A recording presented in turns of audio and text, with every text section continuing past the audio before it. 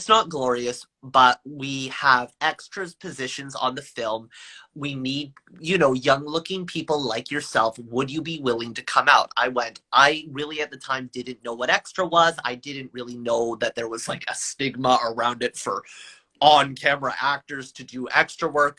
So I took the job and they just said, hey, you need to bring three different choices for black tie attire. I thought, I'm 17.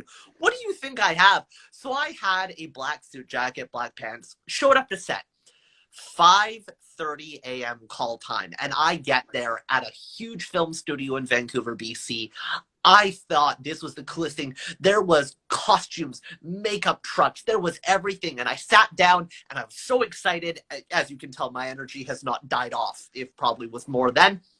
And I sat down and the makeup woman looks at me and she goes, hey, sweetie, you're new, aren't you? And I went, oh, how can you tell? She goes, you're happy. I went, oh. I went, what do you mean? She goes, by the end of the day, you'll realize what I mean. So I got there and we're brought into this room. It is green screen walls, 40 feet high, props, actors, camera team, and I am in heaven. Minus the fact that the costume they put me on, when I get there, I go, here's on my black tie attire. Look, Mom, I did really well. And they go, you didn't have to bring any of that. And I went, oh, sure, okay. She goes, you're actually a guard. I went, I'm a character. She goes, no, you're a glorified extra. But what it was these beautiful neon mustard yellow suits, head to toe. I saw that in your demo. That was a really fun. I'm like, what is this outfit? I hope we talk about this today. I'm glad we're there. So that's where this story goes. And I thought, cool. And there was only 8 or 10 guys who got put in these outfits. And so we get on set.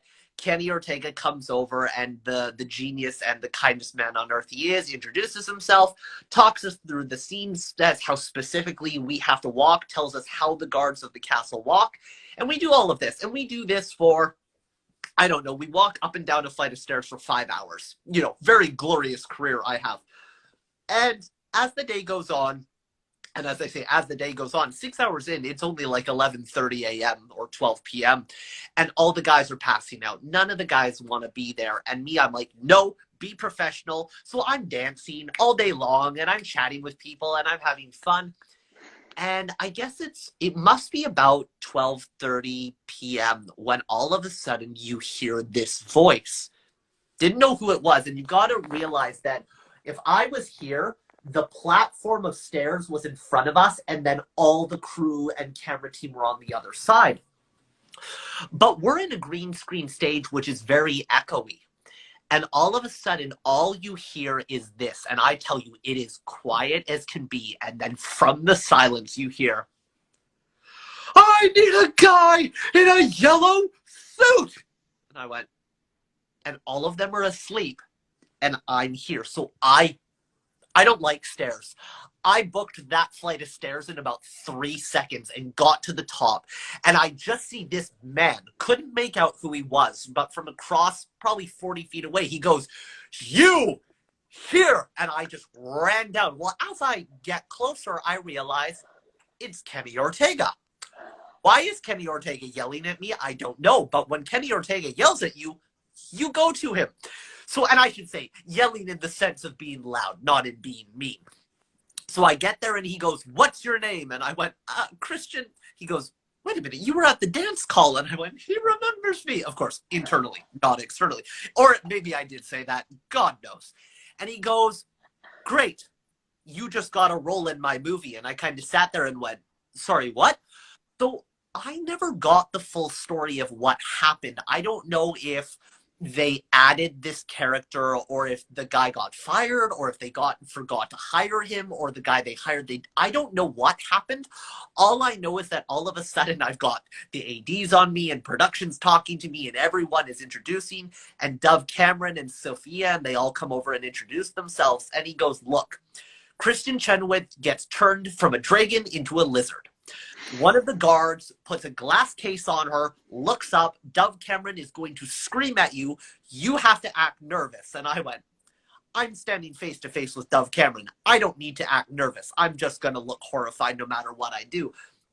So I ended up getting this role in the film, and I got to meet all the actors. And then at the end of the day, Kenny came over and the choreographer came over and congratulated me and said thank you. And Kenny Ortega told me 7 different times how I could not bow properly. I mean, okay, look, I saw that bow. I had some questions, but yes, I'm So glad. I'm glad you're aware. there was a very, again, Kenny in his mind can see exactly what he wants. And if you don't do that, he has no issue telling you. So I would bow, and I guess my head tilted, funny enough, at a 45-degree angle, not a 38-degree angle. And he would go, okay, next time, he's very polite, but he would come over. And again, this is previous to COVID, and obviously, because this was years ago, but I still think like he came over right in my face and was like, you're going to do this. And then he would push me over and he'd be like, and tilt your head. Okay, stop there. Perfect. Okay, hit that, hit that. And we did it. And when I went to the trailer at the end of the night, funny enough, whoever was in the trailer, I had taught his daughter. And he goes, Christian, I know you. He goes, so, we need a name for your character. What do you want to be called? And I'm like, what do you mean? And he goes, you can name it. We'll name it together. And I go, well, I was a footman. And he goes, yeah, you're the #1 footman. Footman #1. How do you feel about that? And so I ended up getting the credit in the film. And that was the first professional job I had ever worked on, was that job. And after that, it's been a career of disappointment since.